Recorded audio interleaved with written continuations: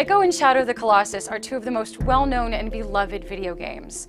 They're part of the whole nebulous idea of a video game canon, testimonies to what games are capable of, both mechanically and emotionally. They touched players' lives, and we have seen very little like them since. Except The Last Guardian, a game existing in name and brief previews only, announced in summer 2009. Recently, the Last Guardian trademark was temporarily abandoned due to an administrative error at Sony America.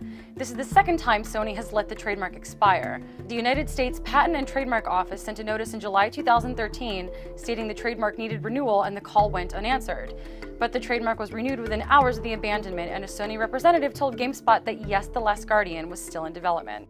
But since that 2009 announcement, we've gotten very little other than promises that yes, after half a decade of development, we are still getting The Last Guardian. We're going to shed a little light on that today and look into what happened. I'm Alexa Ray Correa, and this is the latest on The Last Guardian.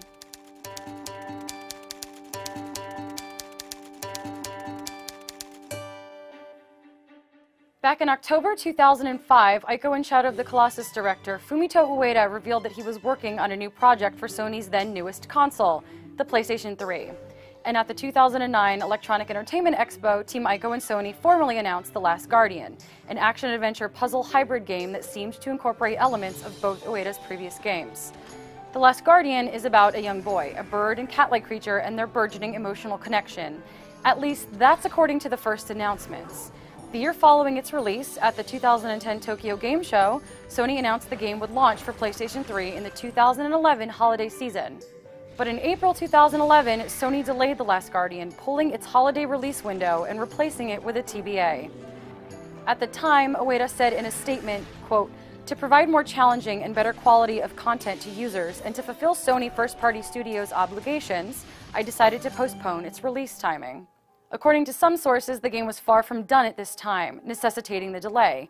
But 6 months later, director Fumito Ueda formally left Team Ico and Sony. He would finish The Last Guardian on contract. The following month, executive producer Yoshifusa Hayama left the project as well, and it would continue to lose staff in the years that followed. I got in touch with several former Team Ico staff members to ask why Ueda and Hayama left, but they were unwilling to offer comment.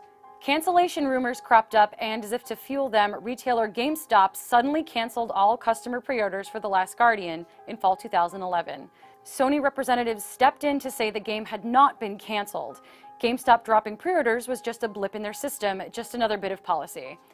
But on August 6th, Sony abandoned The Last Guardian trademark for the first time, sparking another round of cancellation panic. 3 days later, Sony reclaimed the trademark and reiterated that the game was still in production. The abandonment had been a clerical error.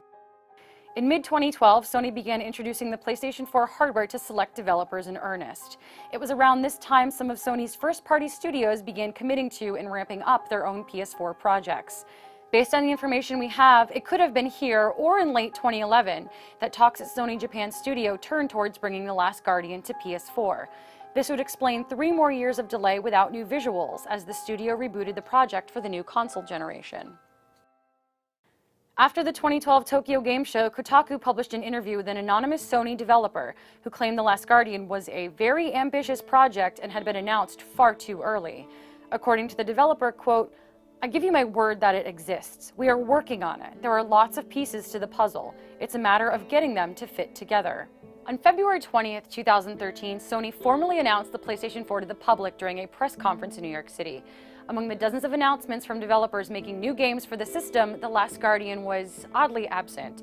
At the time, Sony couldn't comment on the status of the project, but people immediately assumed that The Last Guardian would be a great fit for a PS4 launch title. Shortly before E3, in June 2013, the E3 Insider website erroneously listed The Last Guardian, noting it would be at the show and attendees would learn the latest details. Sony was quick to call this listing purely speculative, and sure enough, the game was nowhere to be found at the show. Then, during a live broadcast on Spike TV, then President and CEO of Sony Computer Entertainment America, Jack Tretton, stated that The Last Guardian was on hiatus. Cue mass hysteria among eager fans, but by August, Sony had quashed rumors that development had stalled. In an interview with Famitsu, Ueda said that we should temper our expectations for The Last Guardian for the time being. Quote, "It's under earnest development. However, SCE Japan Studio, who's working on The Last Guardian, also has titles like Puppeteer and Knack, and those are the only ones currently announced. Those are taking priority right now." That October, president of Sony Worldwide Studios Shuhei Yoshida said the game was undergoing a re-engineering, though no further explanation for what that meant was offered. The term re-engineering strongly hints at a core upgrade, again leaning towards the PS4. The following month, Ueda publicly apologized for the wait for The Last Guardian, stating the title's release conditions were, at this time, beyond his control. The weekend before E3 2014, a number of Russian sites ran stories stating a Sony Russia representative told them The Last Guardian was cancelled. IGN's US site was told The Last Guardian wouldn't appear on any platform. Sony took to social media to stamp out the flames, with software product development head for Sony Worldwide Studios America Scott Rode responding to tweets, stating The Last Guardian had not been cancelled. During E3, Rode told GaySpot that Sony would show the game when it was ready. Last summer, Yoshida told press that Sony had a time frame in mind for re-revealing The Last Guardian, echoing Rhode's statements about only showing the game when Sony felt it was ready. Then in October, Yoshida told Weekly Famitsu that the team was working diligently on the game, with development going more smoothly than it previously had been. An interview with Ueda published in an early December 2014 issue of Dengeki PlayStation suggests that all wrinkles in The Last Guardian's development had finally been rectified. According to the director, quote, "Talks with Sony Computer Entertainment on The Last Guardian have been ironed out, and we're making progress under completely new conditions. I'm also working on some other things that I'll hopefully be able to show in time if progress is smooth."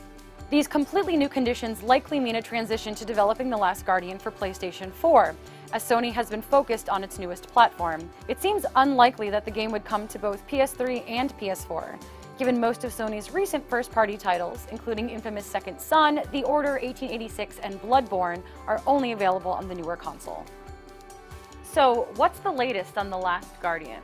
It's hard to predict whether or not we'll see The Last Guardian at any major trade shows this year. E3 would be the obvious choice, but the last couple years of announcement teases have left fans a little raw.